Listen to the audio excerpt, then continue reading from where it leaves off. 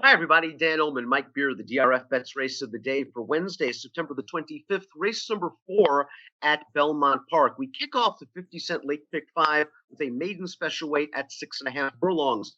Before we get to the analysis, I want to remind you that the Belmont Clocker Report is available every racing day during the fall championship meeting, compiled by Mike Welsh and his team of expert clockers. You can get all of the morning workout information at drf.com/clocker. Here's the field for our DRF Bets race of the day, and you can access free formulator past performances for this race on the race of the day event page at drf.com. Download them, handicap along with us.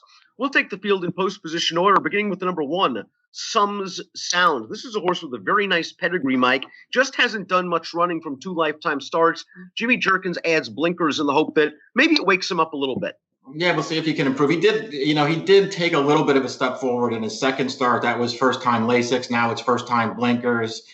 He just hasn't been that competitive yet in either of his first 2 starts. And, the big favorite in this race has been in both of those races with some sound. He has not come close to Free Enterprise. So he's got a lot of improving to do.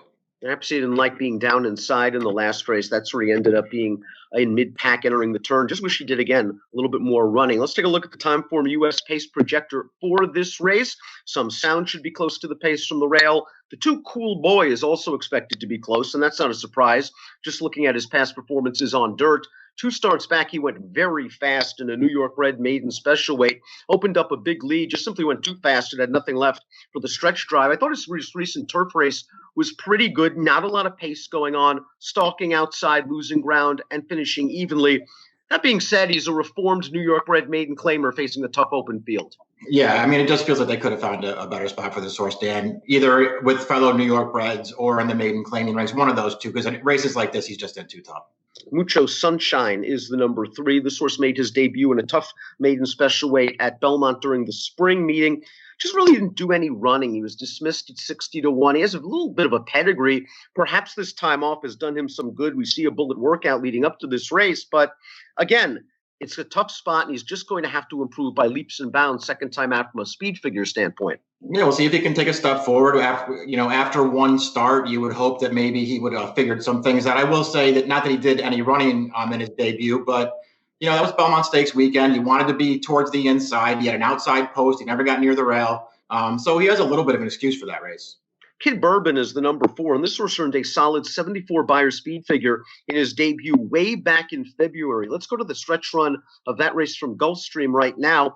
This is a horse that didn't break very well, advanced down towards the inside on the turn, and we see him in the red hat moving into 3rd position. He is a clear 3rd. I thought it was a solid performance. This layoff is a bit concerning, but this is another one with a nice pedigree that won't mind 6.5 furlongs. Yeah, I liked this debut from this horse, and I, thought at the time that he looked like a horse who needed it and would probably really improve out of that race. I just wish it wasn't at the end of February that he made that race, and we haven't seen him since. I would have liked them to run him right back and see if he could take a step forward. That being said, this horse ran well first time out. He could really improve in this race. Your 1-5 morning line favorite is from the Chad Brown barn. That's the number 5.